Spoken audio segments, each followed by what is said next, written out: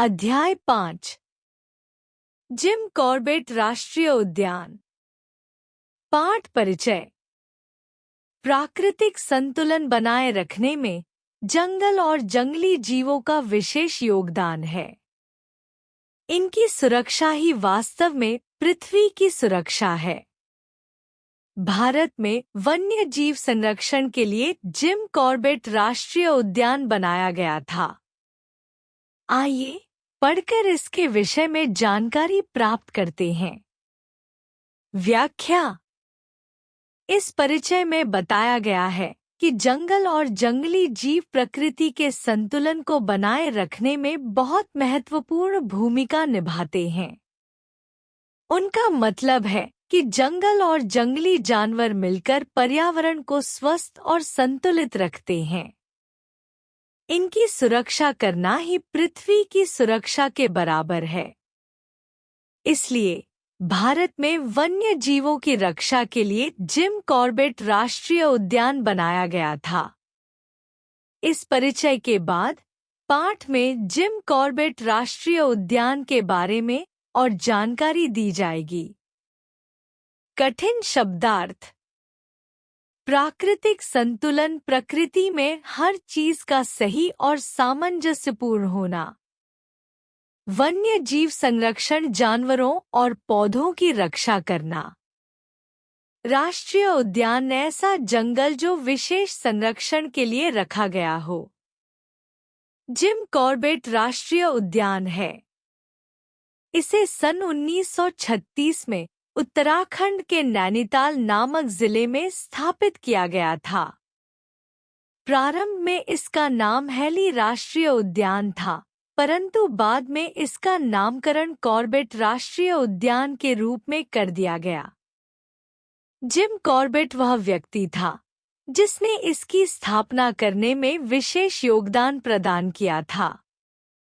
वह प्रारंभ में एक शिकारी था, परंतु बाद में हृदय परिवर्तन के फलस्वरूप एक विख्यात वन्य जीवन संरक्षक बन गया था।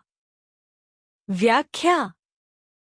इस पैराग्राफ में बताया गया है कि जिम कॉर्बेट राष्ट्रीय उद्यान कब और कहां बनाया गया था।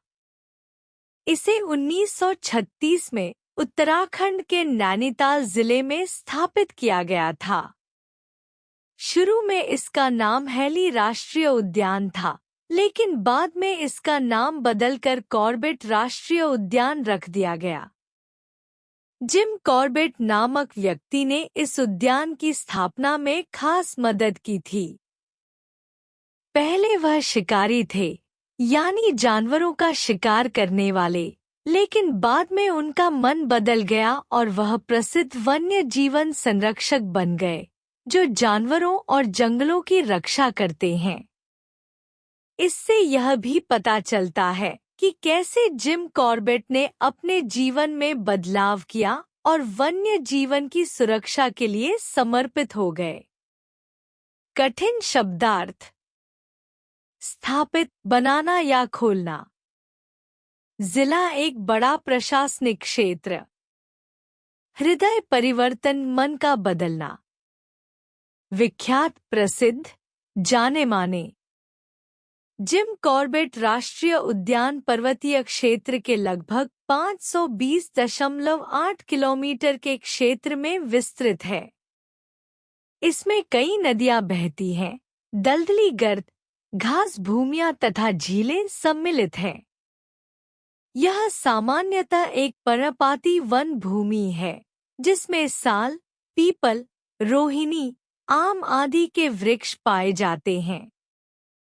इसकी लगभग 73% भूमि वृक्षों से तथा 10% भूमि घास से आच्छादित पाई जाती है। व्याख्या। इस पैराग्राफ में बताया गया है कि जिम कॉर्बेट राष्ट्रीय उद्यान का क्षेत्रफल लगभग 520.8 किलोमीटर है, जो पर्वतीय इलाके में फैला हुआ है। इस उद्यान में कई नदियां बहती हैं, दलदली इलाके हैं, घास वाली भूमि है और कुछ झीलें भी हैं। यह आम तौर पर पर्णपाती वन भूमि है जिसमें साल, पीपल, रोहिणी, आम जैसे पेड़ होते हैं। उद्यान की लगभग 73% भूमि पेड़ों से ढकी हुई है और 10% भूमि घास से आच्छादित है। इसका मतलब है कि उद्यान में बहुत सारे पेड़ और घास के मैदान हैं, जो इसे हरा भरा और सुंदर बनाते हैं। कठिन शब्दार्थ। पर्वतीय क्षेत्र, पहाड़ों वाला इलाका। दलदली गर्त, पानी में गहराई वाले दलदली इलाके। साल, एक प्रकार का बड़ा पेड़। पीपल, एक प्रसिद्ध धार्मिक पेड़। रोहिणी, एक प्रकार का पेड़। आच्छादित, किसी चीज से ढका हुआ।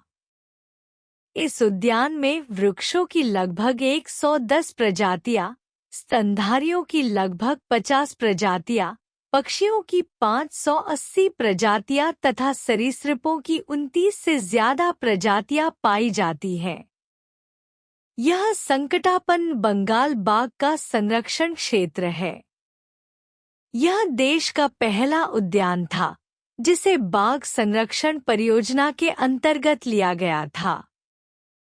व्याख्या।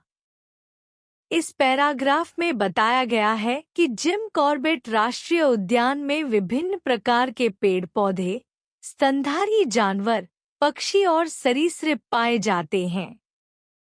यहाँ लगभग 110 प्रकार के पेड़ पौधे, 50 प्रकार के स्तनधारी जानवर, 580 प्रकार के पक्षी और 29 से अधिक प्रकार के सरीसृप पाए जाते हैं। यह उद्यान विशेष रूप से संकटापन्न बंगाल बाघों के संरक्षण के लिए बनाया गया है। यह भारत का पहला ऐसा उद्यान था जिसे बाघ संरक्षण परियोजना के तहत स्थापित किया गया था। इस परियोजना का मुख्य उद्देश्य बाघों की रक्षा करना और उनकी आबादी को बढ़ाना है। कठिन शब्दार्थ। सरीसृपों, ठंडे रक्त वाले जानवर जैसे सांप, छिपकली। संरक्षण क्षेत्र, ऐसा क्षेत्र जहां जानवरों और पौधों की सुरक्षा की जाती है। परियोजना, किसी विशेष उद्देश्य के लिए बनाई गई योजना या कार्य। अंतर्गत, के तहत, जिसमें शामिल होना। कॉर्बेट राष्ट्रीय उद्यान की ऐतिहासिक जानकारी इस प्रकार है। इस उद्यान का कुछ क्षेत्र भूतपूर्व टिहरी गढ़वाल रियासत का एक भाग था। इस क्षेत्र के घने वनों को काटकर साफ किया जाता था ताकि देशी छापामार आक्रमणकारियों से रियासत को सुरक्षित रखा जा सके। फिर बाद में टिहरी के राजा ने अपनी रियासत का एक विशेष भाग ईस्ट इंडिया कंपनी को दे दिया। व्याख्या। इस पैराग्राफ में बताया गया है कि कॉर्बेट राष्ट्रीय उद्यान का कुछ हिस्सा पहले टिहरी गढ़वाल रियासत का हिस्सा था। उस समय इस क्षेत्र के घने जंगलों को काटकर साफ, संरक्षित किया जाता था ताकि स्थानीय छापामार आक्रमणकारियों, जो अपने इलाके पर हमला कर सकते थे, से रियासत की सुरक्षा सुनिश्चित की जा सके। इसके बाद टिहरी के राजा ने अपनी रियासत का एक विशेष हिस्सा ईस्ट इंडिया कंपनी को दे दिया। कठिन शब्दार्थ। गढ़वाल रियासत एक प्राचीन राजवंश या राज्य। घने वनों, बहुत सारे पेड़ों वाले जंगल। रियासत, प्राचीन राज्यों या साम्राज्यों का नाम। विशेष भाग, एक खास हिस्सा। क्योंकि कंपनी ने उनके अधिकार क्षेत्र से गोरखा लोगों को बाहर खदेड़ने में उनकी मदद की थी।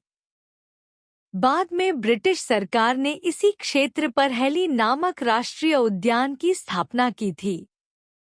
स्वतंत्रता प्राप्ति के बाद सन 1954 से 55 में इस राष्ट्रीय उद्यान का नाम हैली राष्ट्रीय उद्यान से बदलकर रामगंगा राष्ट्रीय उद्यान रखा गया, किंतु इसका यह नाम भी अधिक समय तक बना न रह सका। सन 1955 से 56 में इसे कॉर्बेट राष्ट्रीय उद्यान का नाम दे दिया गया। व्याख्या। इस पैराग्राफ में बताया गया है कि ईस्ट इंडिया कंपनी ने पहले गोरखा लोगों को टिहरी गढ़वाल रियासत से बाहर निकालने में मदद की थी। इसके बाद ब्रिटिश सरकार ने उसी क्षेत्र में हैली राष्ट्रीय उद्यान की स्थापना की। भारत की स्वतंत्रता प्राप्ति के बाद सन 1954 से 55 में इस उद्यान का नाम बदलकर रामगंगा राष्ट्रीय उद्यान रखा गया, लेकिन यह नाम भी ज्यादा समय तक नहीं चला। फिर सन 1955 से 56 में इसे कॉर्बेट राष्ट्रीय उद्यान का नाम दे दिया गया।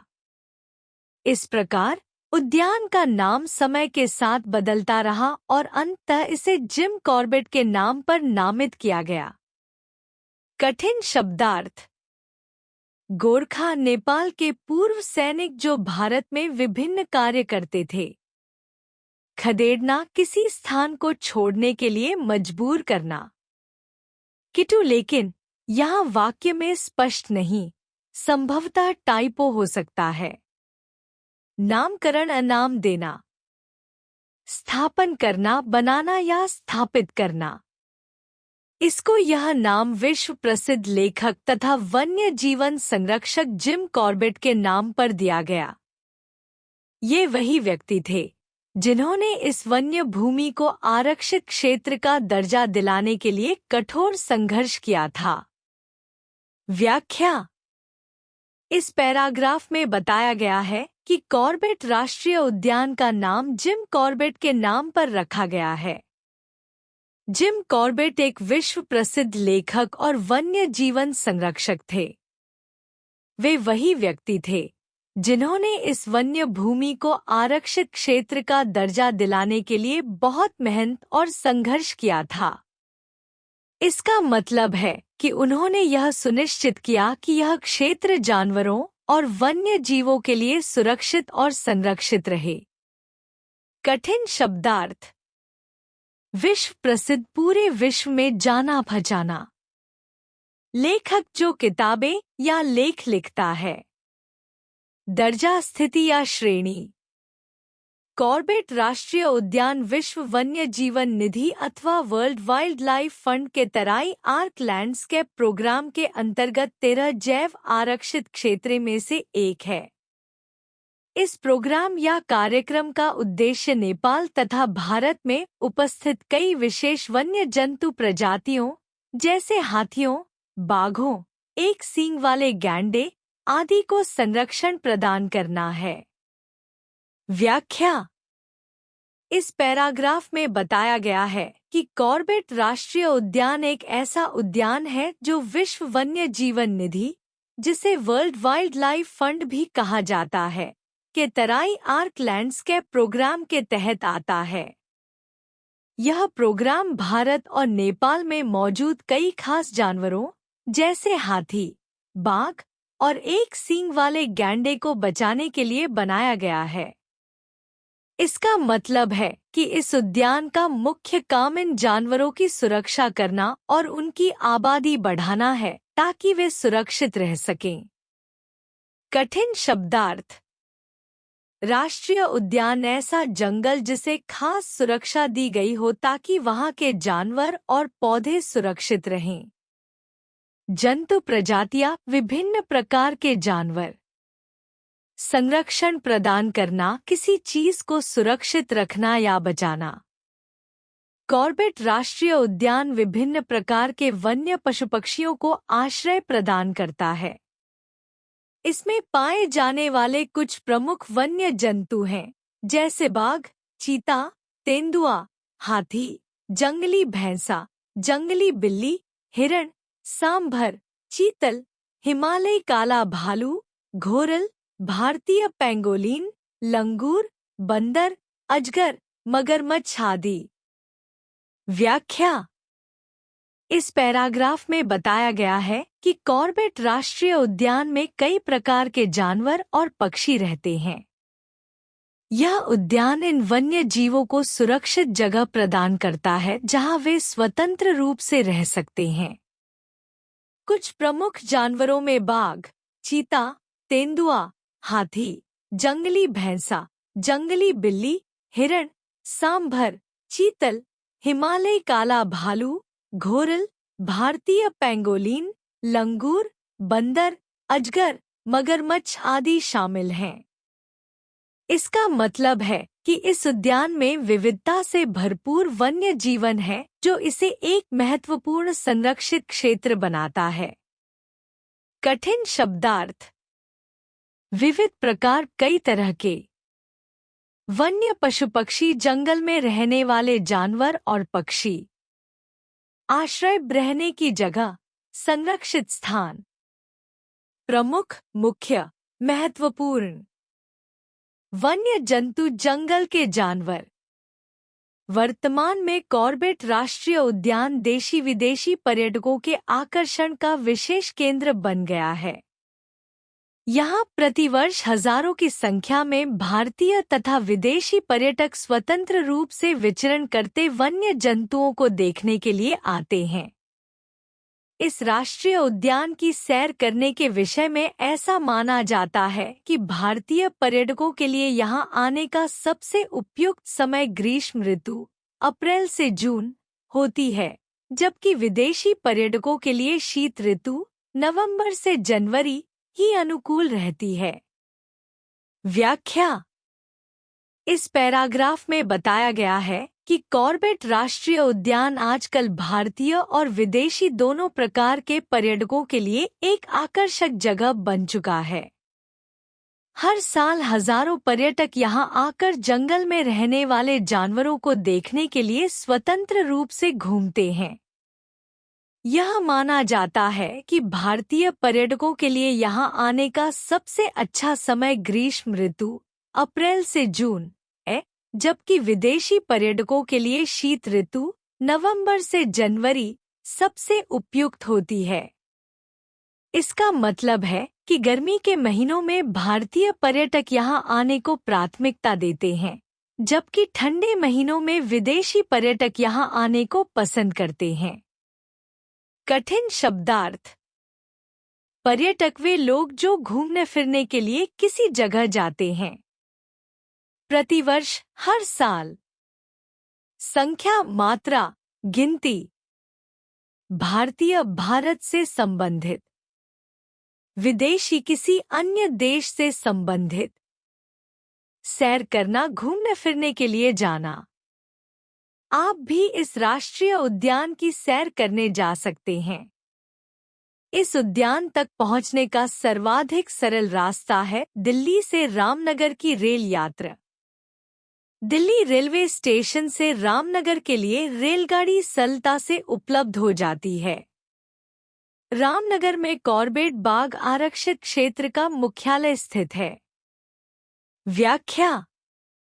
इस पैराग्राफ में बताया गया है कि कॉर्बेट राष्ट्रीय उद्यान की सैर पाठक भी कर सकते हैं। इस उद्यान तक पहुंचने का सबसे आसान रास्ता दिल्ली से रामनगर की ट्रेन यात्रा है। दिल्ली के रेलवे स्टेशन से रामनगर के लिए ट्रेन आसानी से उपलब्ध होती है, जिससे यहां पहुंचना सरल हो जाता है। रामनगर में कॉर्बेट बाग आरक्षित क्षेत्र का मुख्यालय स्थित है, जो कि उद्यान का मुख्य कार्यालय है, जहां से उद्यान का प्रबंधन और संचालन होता है। कठिन शब्दार्थ। सैर करना, घूमने फिरने जाना। उद्यान ऐसा जंगल या बगिया जिसे खास उद्देश्य से रखा गया हो। आरक्षित क्षेत्र, संरक्षित या सुरक्षित क्षेत्र। मुख्यालय, मुख्य कार्यालय या मुख्य केंद्र।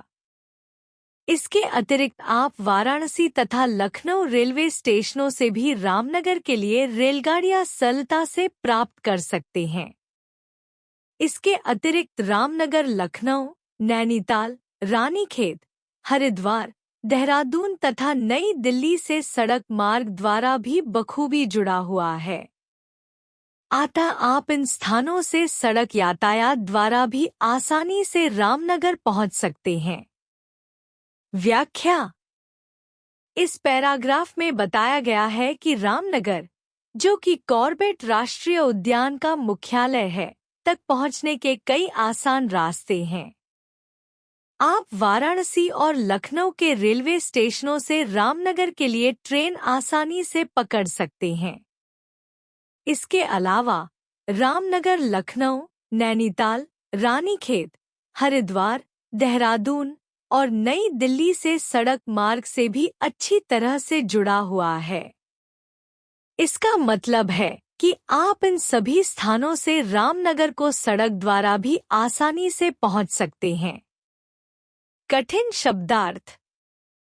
इसके अतिरिक्त, इसके अलावा, अन्यथा। सड़क मार्ग, सड़क द्वारा यात्रा करना। बखूबी, अच्छी तरह से, पूरी तरह से जुड़ा हुआ है, कनेक्टेड है, संपर्क में है। आतब, इसलिए यातायात, ट्रैफिक, सफर। संदेश। प्रस्तुत पाठ हमें जीवों के प्रति दया भावना जगाने की प्रेरणा देता है, साथ ही उनके संरक्षण के प्रति हमें सचेत करता है। व्याख्या। इस संदेश में कहा गया है कि यह पाठ, जिसमें जिम कॉर्बेट राष्ट्रीय उद्यान के बारे में जानकारी दी गई है, हमें जानवरों और अन्य जीवों के प्रति दया, सहानुभूति की भावना विकसित करने के लिए प्रेरित करता है। इसका मतलब है कि हमें इन जीवों के प्रति मेहरबान और सहानुभूति दिखानी चाहिए। साथ ही यह पाठ हमें उनके संरक्षण, सुरक्षा के प्रति जागरूक भी करता है। यानी हमें इन जानवरों और जंगलों की रक्षा करने के लिए सचेत रहना चाहिए ताकि वे सुरक्षित और स्वस्थ रह सकें। कठिन शब्दार्थ। जगाना, उत्पन्न करना या विकसित करना। प्रेरणा, उत्साह या मोटिवेशन। संरक्षण, किसी चीज की रक्षा करना या सुरक्षित रखना। सचेत करना, जागरूक करना या ध्यान दिलाना। निष्कर्ष, समरी। जिम कॉर्बेट राष्ट्रीय उद्यान, जो 1936 में स्थापित हुआ, भारत के उत्तराखंड राज्य में स्थित है। इसे पहले हैली राष्ट्रीय उद्यान कहा जाता था, लेकिन बाद में इसे जिम कॉर्बेट के नाम पर नामित किया गया, जो एक प्रसिद्ध वन्य जीवन संरक्षक थे। यह उद्यान पर्वतीय क्षेत्र में लगभग 520.8 किलोमीटर में फैला हुआ है और इसमें विभिन्न प्रकार की नदियां, दलदली क्षेत्र, घास भूमियां और झीलें शामिल हैं। यहाँ पर वृक्षों, स्तनधारियों, पक्षियों और सरीसृपों की विभिन्न प्रजातियां पाई जाती हैं। यह विशेष रूप से बंगाल बाघ के संरक्षण का प्रमुख क्षेत्र है। कॉर्बेट राष्ट्रीय उद्यान देशी विदेशी पर्यटकों के आकर्षण का केंद्र बन गया है और वन्य जीवन के संरक्षण में महत्वपूर्ण भूमिका निभाता है। मुख्य संदेश, मेन मैसेज। यह पाठ हमें यह संदेश देता है कि जंगल और जंगली जीवों का संरक्षण हमारे पर्यावरण और पृथ्वी की सुरक्षा के लिए आवश्यक है। हमें जीवों के प्रति दया और उनके संरक्षण के लिए जागरूक रहना चाहिए।